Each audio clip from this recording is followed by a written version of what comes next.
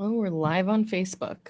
We are live on Facebook. Hello, Christian Life Center family. Everyone else tuning in today. Sorry Live we're on a little bit Facebook. late. Had some technical difficulties. All my fault. We're figuring this out, but it's a good thing for us. I'm super excited to have my friend Austyn Chynoweth join us from Fellowship of Christian Athletes right here in the Yakima Valley. Welcome, Austyn. Hi, Tyler. Thanks for having me. Of course. So you and I, we've worked together with FCA for what, about a year and a half, a year? A little Tell bit me over a about year. Yeah. a little over a year. Okay, so yeah, just tell us a little bit about your work there. Why do you get involved? What do you love about it? Besides getting to Yeah. work with me and Dan from West Valley Church. What is it that Yes. yeah, just tell us about a little bit about FCA for those who may be a little unfamiliar. Yeah. So FCA is a worldwide organization. Our acronym FCA stands for Fellowship of Christian Athletes. And we are an organization that is passionate about discipleship. It says it in our vision and our mission statement, to see the world transformed by Jesus Christ through the influence of coaches and athletes. And we do that by partnering with the local church. We want to lead every coach and every athlete into a growing relationship with Jesus Christ and his church. So that's a super important part of what we do. We partner with the local church. So, working with you and Dan is really important because we are not a substitute for church. We have never been a substitute for church. But we are kind of the gateway in. And also, we are kind of the gatekeepers into the high schools. So you guys can come and be a part of what students are doing.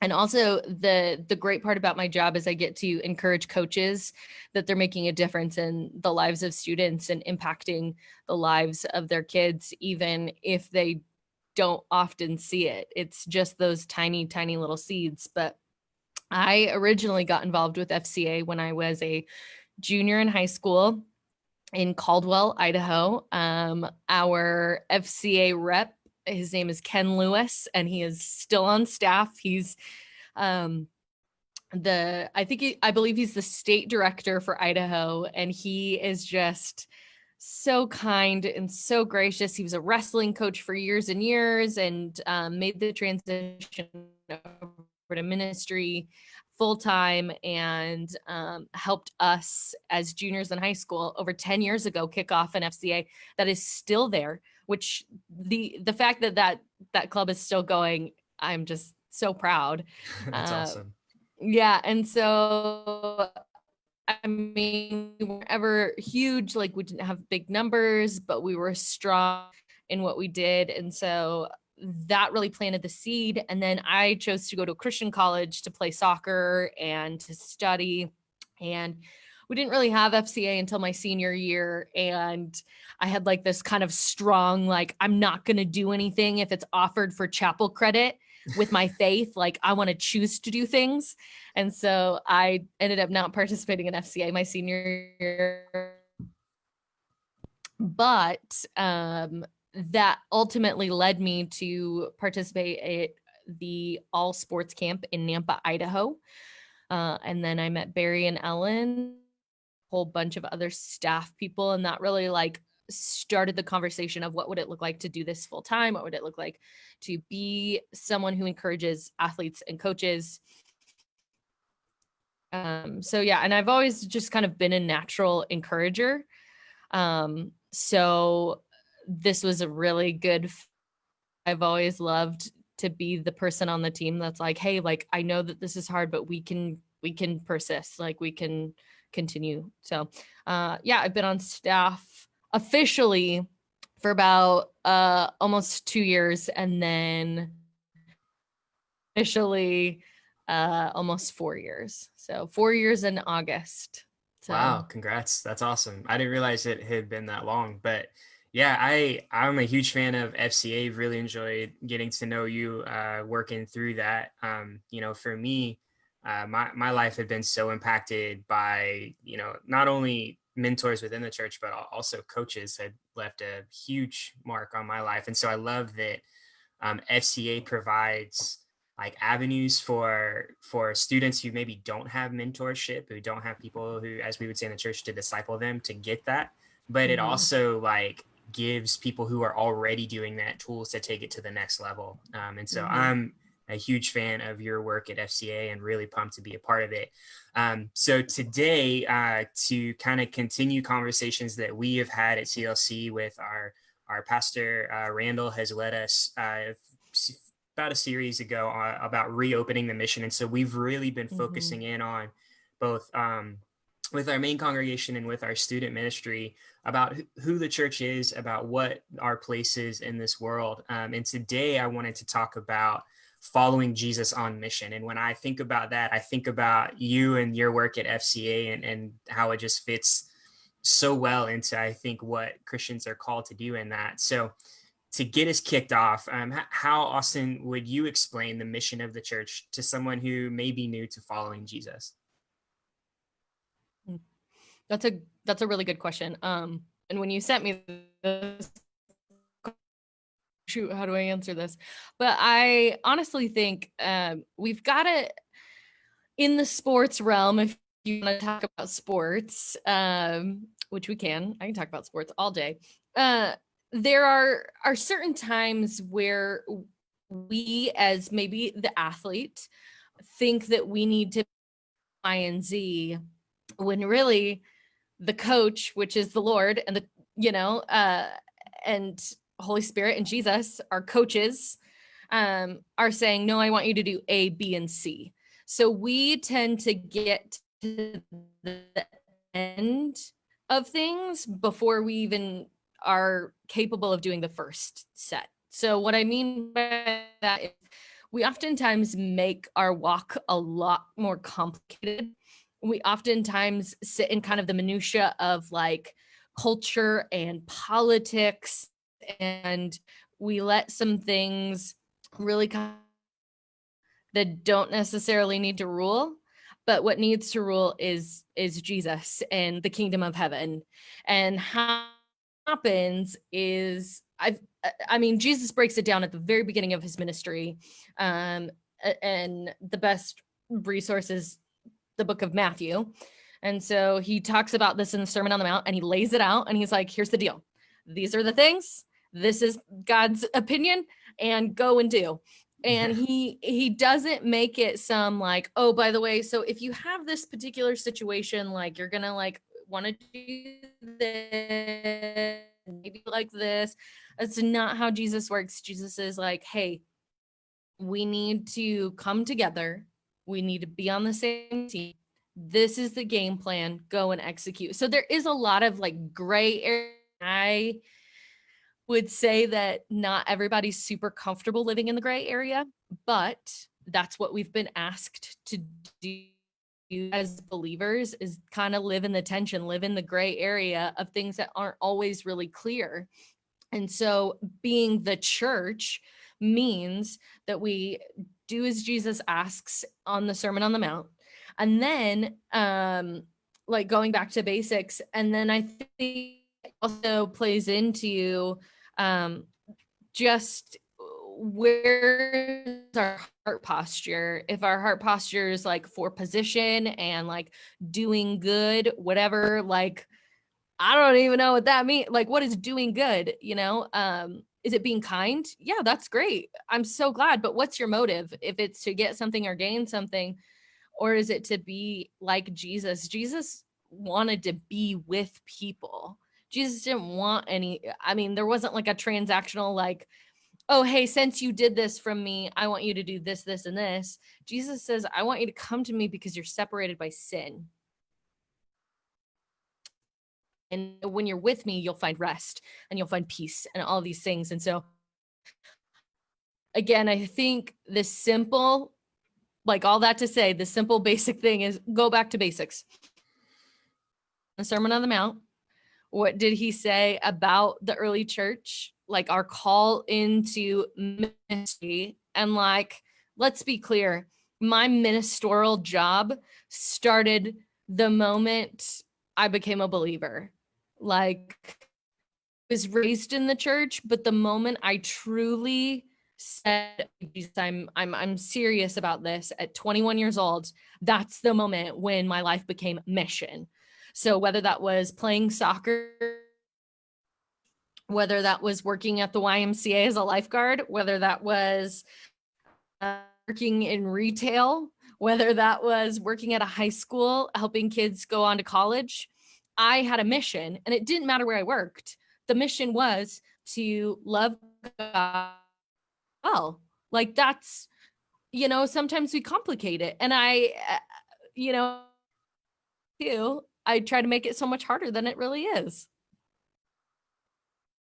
Yeah, I like the way you put that, talking about like a life on mission. And I think that's something that we've been trying to kind of understand as a church body is what does it mean for us to see each of our lives like on mission, to live out the Sermon on the Mount, as you have pointed out, that is so challenging, but can be so life-giving for us and for those around us when we embrace that, or to lean into the call that Jesus gives to his disciples, which is for all of us to go and to make disciples among all people. And so, yeah, I really appreciate that. I love the way you put that, like seeing your life, regardless of what place you would be in, as like, I'm on mission here because God's to go into all the Right. world. So what would you say is the responsibility of each Jesus follower to that mission? And maybe even give us some practical examples, if you can, about how you've seen that lived out. Yeah. And again, I think this goes back to like, keep it simple. Like, you know, uh, God is not asking us for like, I think I would say if you've spent longer than a year in church, you've probably heard the Jesus wants you to come as you are. He doesn't want your perfect picture. Like he doesn't want the Instagram filter. Like he wants you and your sin and your just the whole hot mess that you are. So I would say that is found in a couple different places in the gospel. So I think whenever things are reiterated in the gospels, those are things you should probably pay attention to. And this particular piece of scripture is in 3 of the 4 gospels. And I'm like, hey, if it's 3 out of 4, I should probably listen. And it is in Matthew 22, 35 through 40. And then it's also in Mark 12, 28 through 34, which is where we'll be. And then Luke 10, 27. And so in Mark, just to give a little context, we're looking at Jesus is having a conversation with, Jesus is having a conversation with the Pharisees, and he is being challenged as he was. And the Pharisees ask him, what's the most important commandment? We think it's this. Is it this? Is it this? And there's like a lot of like infighting, right? Like, after your neighbor's wife, don't commit adultery, don't murder. Like, and Jesus is like, oh gosh, like why, like why are we doing this? You have been told, most hear, O Israel, the Lord our God is the Lord is the one. So Jesus is making reference to the Shema, which is a prayer, call to prayer of, hey, listen up. This is really important. And it's like kind of like I don't know, like, did your grandparents, my grandma used to tie like a string around her wrist if she needed to remember something, or like people would do it around their finger, like if they needed to remember something. And so it's kind of like the version of remembrance. And it says, like, Jesus is quoting the Shema, and it says, You love the Lord your God with all of your heart, with all of your soul, and with all of your mind, and with all of your strength. So all of the things that these leaders of the church are talking, of the Jewish church are talking about, they're like, well, what? That's not in the 10 Commandments.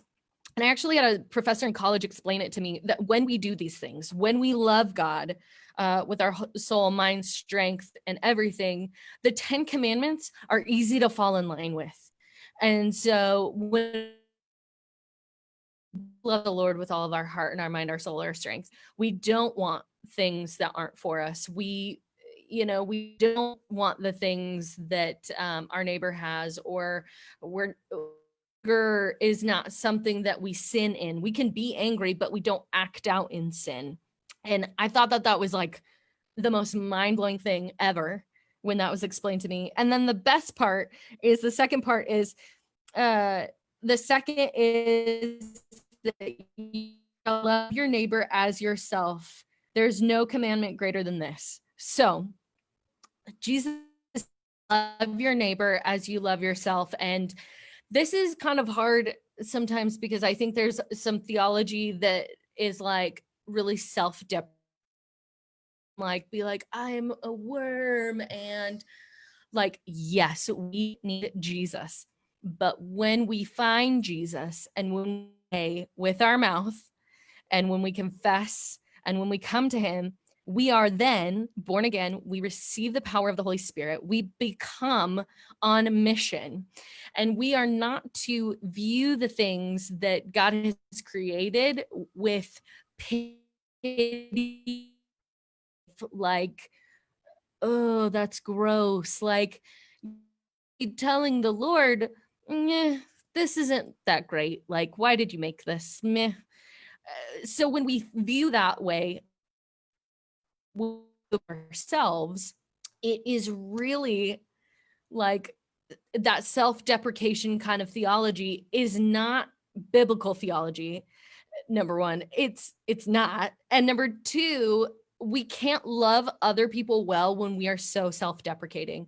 Like when we have this issue of, I'm not good enough, or I'm horrible, or whatever it may be, that is the place, the kind of tension we live in, of we are actually sinning. We are not loving God with all of our soul, mind, strength, our whole being. We are saying, God, what you created isn't good enough. And we are critiquing the creator of the world, which, I mean, I want to be on that side, but I have been. And it's like, God will correct you. And he does correct you. And it will be a correction of the kindest, like, heart. But it's also the correction of, what I made is great, and you don't get to say otherwise. So yeah, I think that those, again, I think we're living in a really interesting time in our culture, and we are trying to make things so complicated.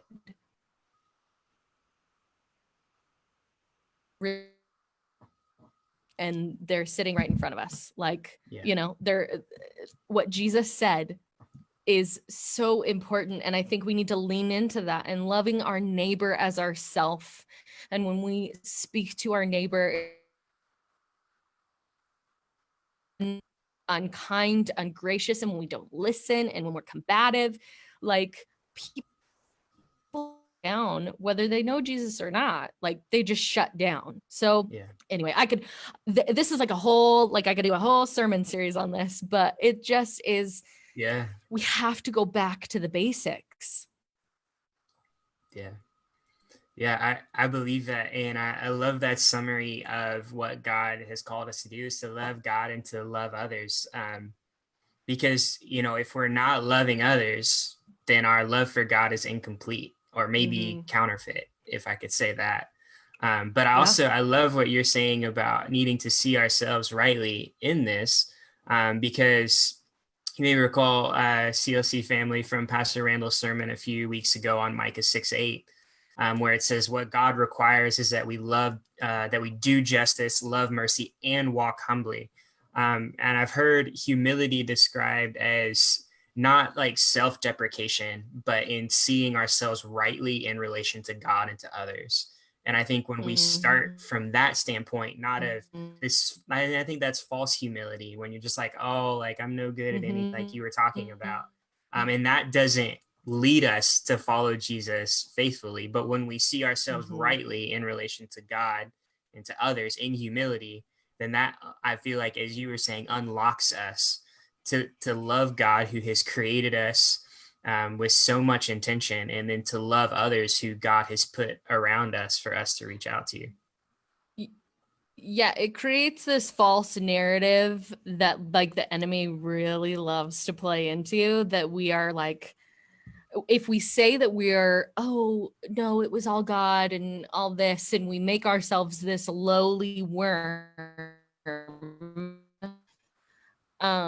is actually false humility, which is pride, which is I can't do anything without God, which is true. However, we have also been given the same power and the same spirit that rose Jesus from the grave. And so when Jesus said, you have all authority, he didn't say like, oh, but give like, like you can kind of do this, but you can't.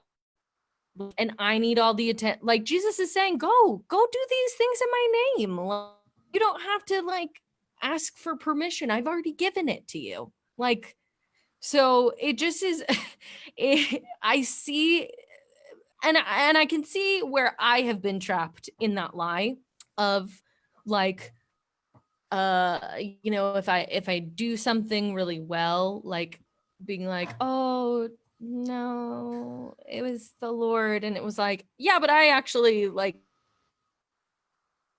stayed up and did the thing and with my hands, and I made the thing. Now, did God give me the creativity? Yes. Like he gets that credit. Like not that creative as a human being, but God put the creativity, and so I can receive a compliment, and it's not sinful, it's not boastful, it's appropriate, and it doesn't make the other feel weird and uncomfortable. Yeah, I feel like I'm the worst at receiving compliments. I'm just like, I feel like I don't know what to do with my hands right now. You're talking like, so yeah, it's something definitely to work on. But I really like that. So since the pandemic has hit, this mission that God has given us to love God and to love others, how has fulfilling that looked differently? And maybe what are some of the ways that it has stayed the same and will always stay the same? What a question. Yeah, I think the great thing is that we team for the West Valley High School FCA have experienced some of these things together, and we are like, you're feeling level because you are a pastor, and Dan is a pastor. I am involved with my church. Next door, we're neighbors. Hey, hi, hello. Yeah, what's up? So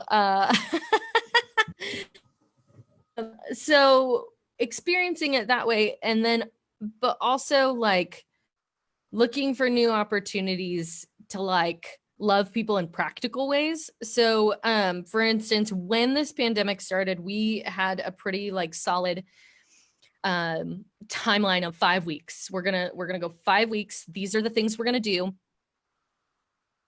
And then from there, I didn't have a plan after, because I was like, I just believe that this is what I'm supposed to do for right now. And we will deal with the 5 weeks. We'll deal with the whatever's on the other side of the 5 weeks when that comes. And so in that 5 weeks, we had ups and downs. We had huddles, which are small groups for coaches to encourage them virtually how they execute as coaches, with their families, all kinds of things. And then we also had for individual schools. And then we also had an all city huddle. And then we had a couple of like cool interviews. We did one with Sam Acho, who played for the Chicago Bears, super rad guy, loves Jesus a lot. Actually, if you look up some of those conversations with, have you seen those conversations with a Black man? His brother, Emmanuel Acho, is the host of those. Okay. And those are incredible. They are just, yes. We got the opportunity to speak to him, and one of our students, Campbell Thorner, shout out to Campbell, whoop, whoop, she got to ask Sam a couple of questions, and I really got to see her step up, and hadn't seen her step up, and a couple of other students as well,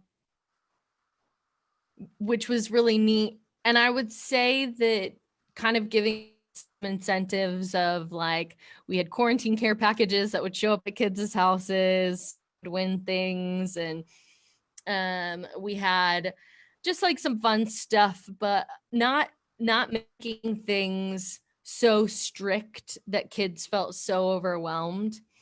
And I would say taking the summer off to kind of like peel back and give people some space, because we are really, honestly, I believe that we're in a bereavement season. We are grieving expectations, we're grieving plans we had, we're grieving what we thought things should look like. And C.S. Lewis has it, or Dietrich Bonhoeffer has this incredible quote, and he says, like, we must allow ourselves to be interrupted by God. And this is the most like interruption, right? Like, we have to bend and flow. And I want to be sensitive to people who have lost jobs, lost people, lost safety and security, are separated from their family right now. Maybe you are older, or you are someone who's at risk for the coronavirus. Like, I realize this is really hard. I mean, my mom is in treatment for cancer, and she lives alone, and she has a circle of people that she has kept in contact with, which has been good. Is hard for her. I haven't seen my mom in almost a year, and I probably won't see her until Christmas. We just don't know. And so I want to be sensitive and aware. And so as someone who is ministry, I use that term loosely, as this is my full-time job,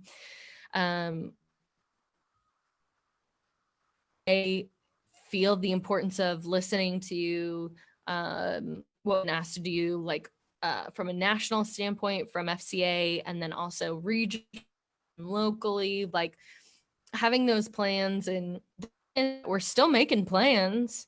Some of them might just be adjusted. Yeah.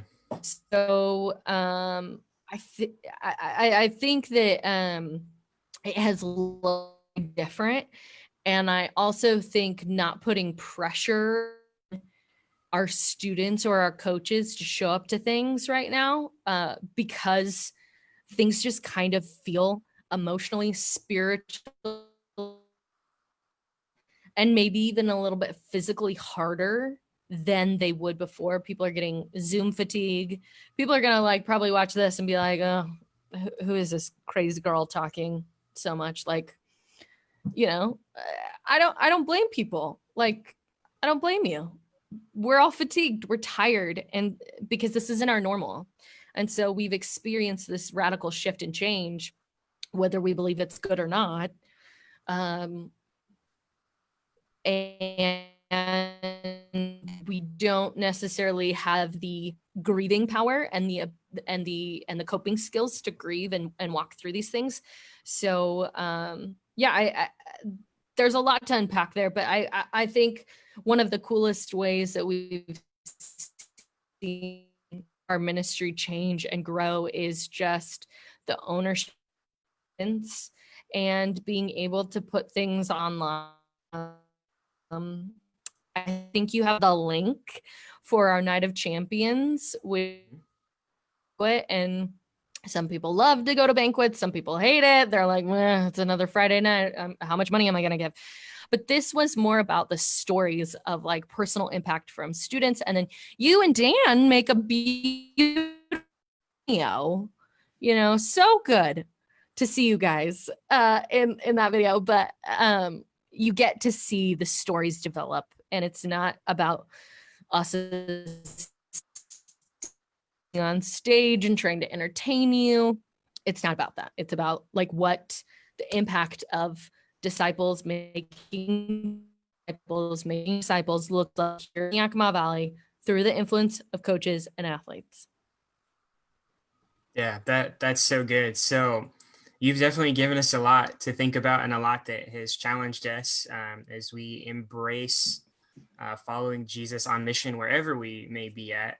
Whoever you are, you don't need the title pastor to be on mission for Jesus. We believe in the priesthood of all believers, so that each of us have a responsibility to do as Austen has reminded us today, to love God and to love people. And that can happen in all kind of ways. And there's certainly opportunities for that now.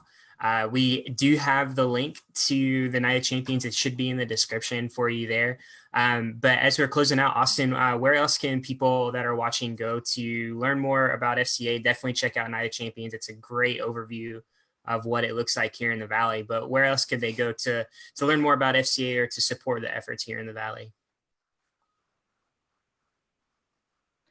Yeah. Well, number one, I just want to say thank you for having me. This is something I'm really, really passionate about like going back to the basics. Let's stop trying to complicate things. Let's stop trying to make things harder than they are. Let's go back to the simplicity of falling in love with Jesus and about him and serving people in practical ways. So I want to just thank for that, but you can follow us we're on Facebook, so it's Yakima Valley FCA, so you can keep up with us there. We also have an Instagram, YAK FCA, and then we have our website, which is centralwa.org, so people can visit that. And then if people feel led to give to what we're doing in the West Valley schools, my personal role is kind of the western part of the city. So anything from Ike over is mine. And then anything of that is our other wonderful area, Barry Rifle. And then north is Carl Ramos. So yeah, if you feel led to give, you can go to my.fca.org/Austyn Chynoweth. And Tyler, I believe that you have my name spelled in the description because my name is very difficult. Yeah, I've got it. So, cool. Lots of practice. Awesome. Yes. All right, Austen, thanks so much for joining us today. And for all of you who've taken the time to watch, we hope that this has challenged you and that God would continue to give you opportunities to follow Jesus on mission wherever you may be. So thanks so much for joining today.